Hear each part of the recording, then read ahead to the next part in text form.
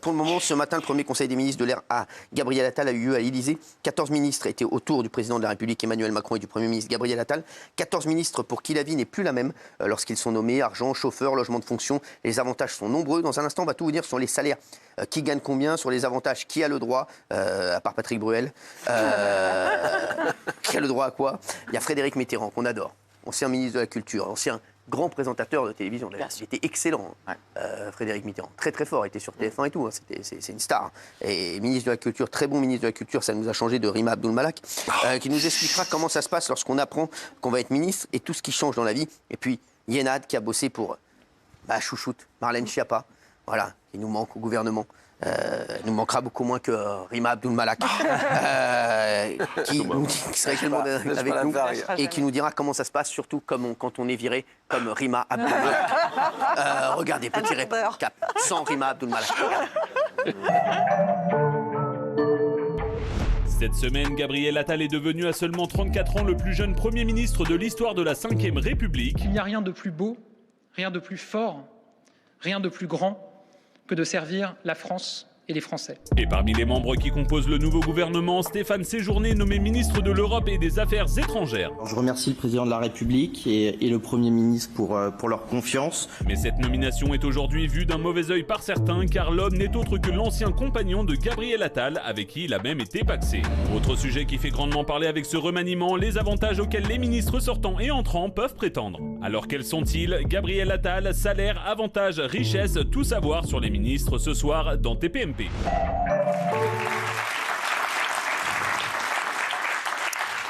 20h46, on est en direct. Merci Frédéric Mitterrand, ancien ministre de la Culture, 2009-2012. Bonne année. Merci, bonne année à vous également, Frédéric. Merci. Et Yenad, ancien conseiller de Marlène Schiappa, et qui vient nous voir plus souvent. Il faut que tu viennes nous voir plus souvent dans l'émission, parce que tu es excellent. Alors déjà, sur la nomination de l'ancien compagnon de Gabriel Attal, je vais vous dire, alors ça c'est une fausse polémique.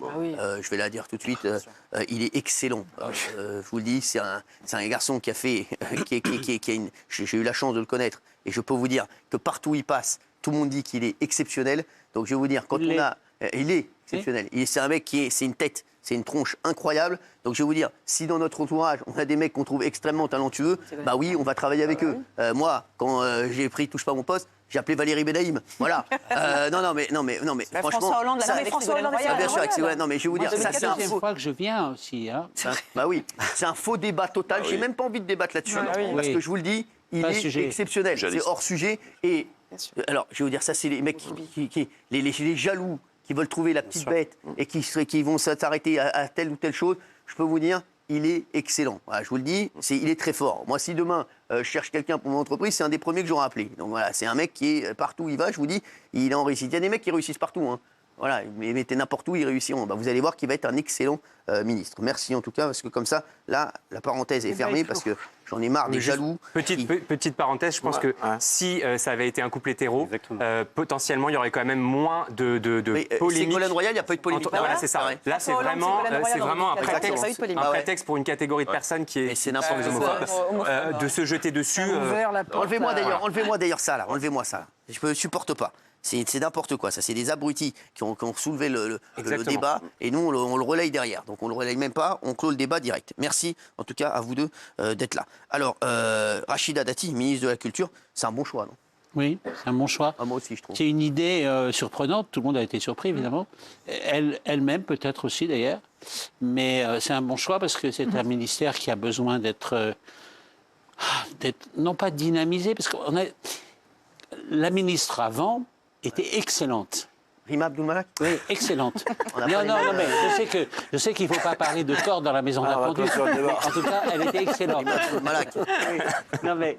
Je veux dire, c'était une connerie à la minute. Corde dans la maison d'un pendu. Je commence par une gaffe. Mais c'est pas grave, Frédéric, vous avez le droit, vous avez tout le droit. Je commence toujours par une gaffe, de toute façon. Mais c'est très bien. Quand j'ai été nommé ministre, je l'ai dit tout de suite à un journaliste qui immédiatement l'a dit à tout le monde, alors qu'il ne fallait pas le dire. Donc je commence souvent par une gaffe. Mais après, je me rattrape assez bien. Bon. Non, ce que je veux dire par là, c'est qu'elle avait très très bien préparé les dossiers. Dont, les dossiers, elle sait les faire, les photocopies, tout ça, elle est forte. Ok, d'accord, j'arrête. On ne va pas commencer là-dessus.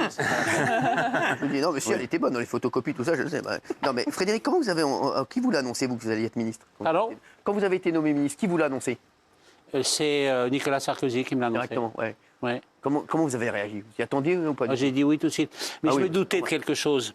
Ah ouais? Parce que j'étais à la ville de la Médicis et depuis 6 mois, il y avait de plus en plus de gens importants qui venaient visiter la villa. Christine Lagarde, François Fillon, etc. Je me disais, mais pourquoi est-ce qu'ils viennent? Je sais pas, ils ont autre chose à faire quand même que d'aller respirer le bon air de Rome à la ville de la Médicis ou prendre un thé avec Frédéric Mitterrand. Je me disais que d'une certaine manière, on me testait en fait.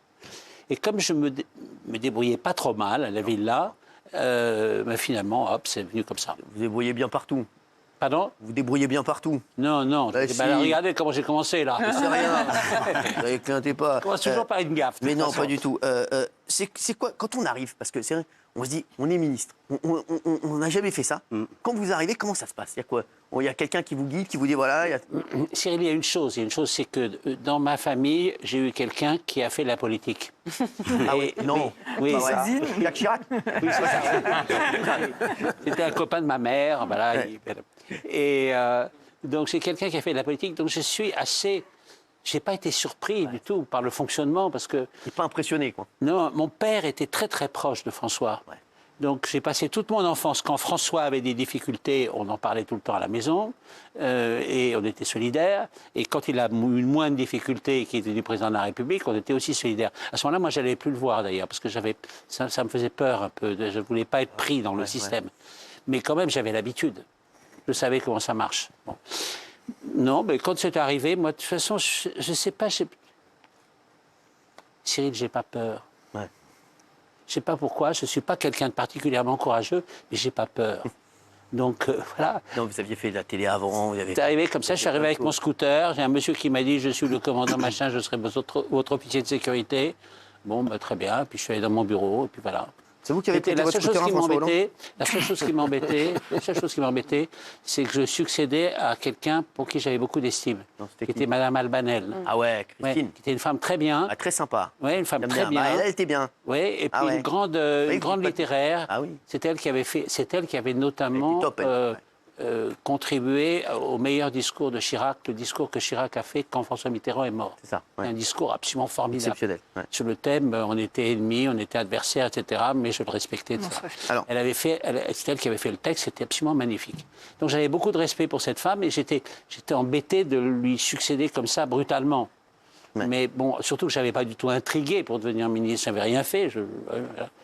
Et voilà. Bon, alors ça, c'était la seule chose, le seul bémol. Quand on est ministre, Liénard, vous êtes ancien conseiller de Marlène Schiappa, nous, ce qu'on aimerait savoir, c'est combien gagne un ministre?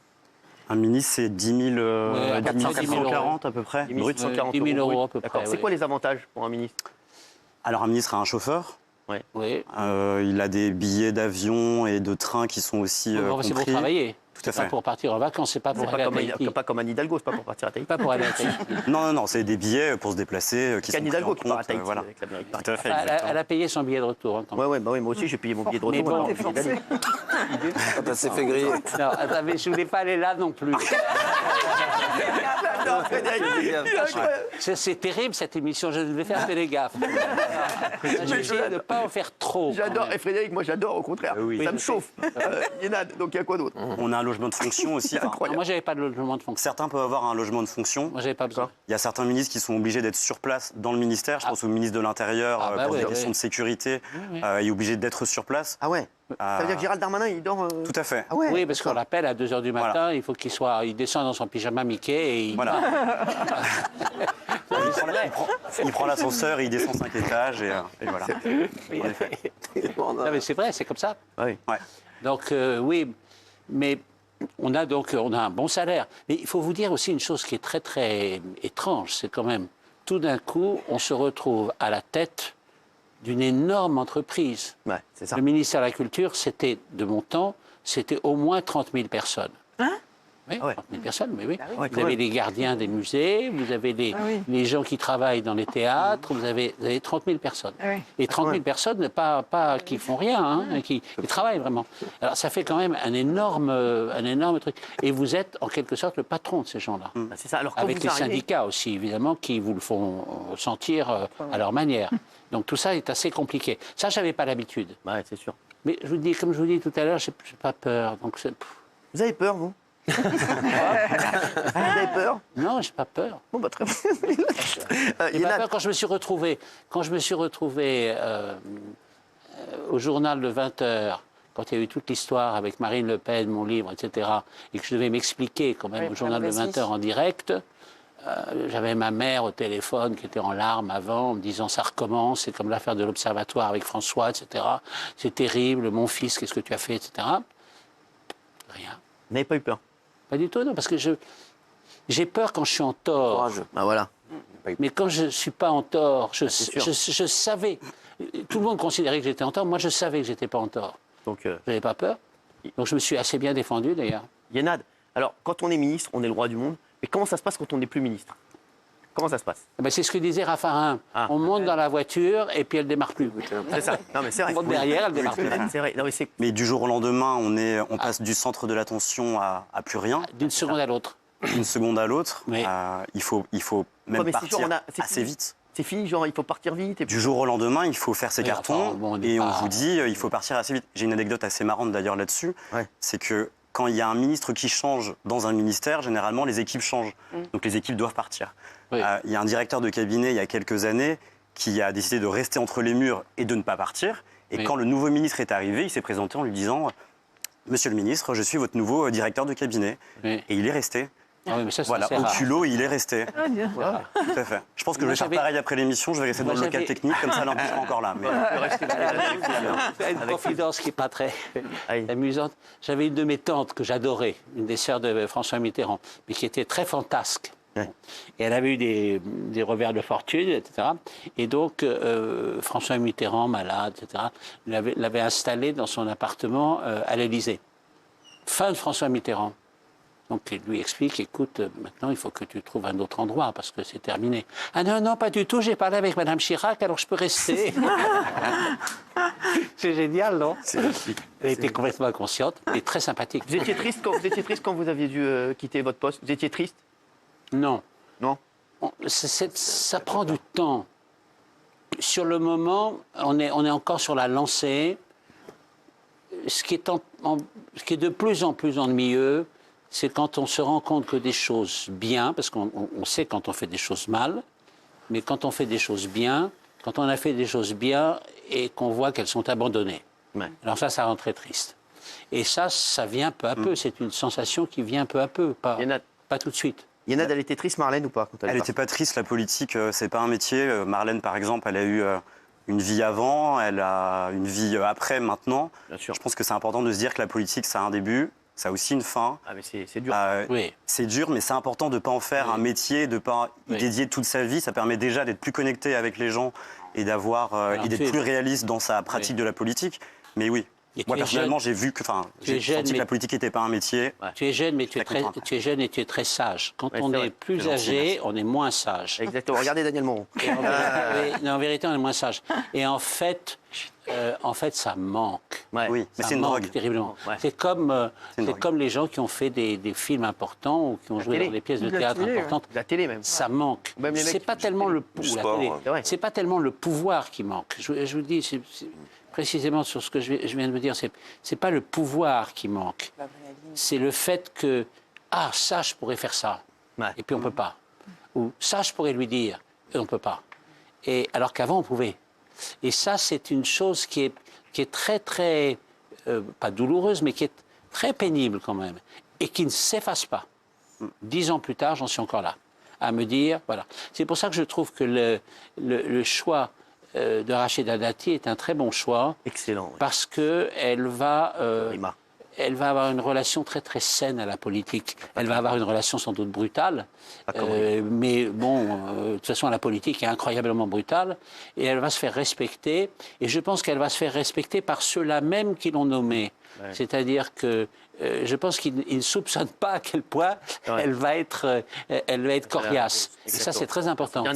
Alors, c'est surtout un coup politique de la part du président de la République, parce qu'en la nommant ministre, il s'assure, ou en tout cas, il a manœuvré pour que ce soit la prochaine maire de Paris. C'est-à-dire qu'aux prochaines élections, le parti présidentiel ne va pas mettre de candidat face à elle et lui permettre d'être peut-être la prochaine maire de Paris et de battre Anne Hidalgo. De battre enfin Anne Vous, jeune homme, Hidalgo. vous devriez faire de la politique. C'est pas vrai, merci beaucoup. Anne Hidalgo qui trouvera certainement un poste chez Tahiti Douche. Merci. Je ne fais pas ce genre de calcul de stratégie. Je ne pense jamais à ça. Ah oui, mais il a raison. J'espère qu'elle va gagner les prochaines élections à Paris, Rachida Dati, même si ça ne va pas plaire à Gilles Verdez, le rat de Paris. Merci. Merci Frédéric Mitterrand, merci Yenad d'avoir été avec nous. Yenad, il faudra venir nous voir la semaine prochaine. Mais Frédéric, c'est toujours un plaisir de vous voir. À bientôt. Même si vous parlez de gens que j'aime pas, j'adore. Je vais faire une liste pour la prochaine fois. Bon, elle sera longue. Merci Frédéric, avec plaisir.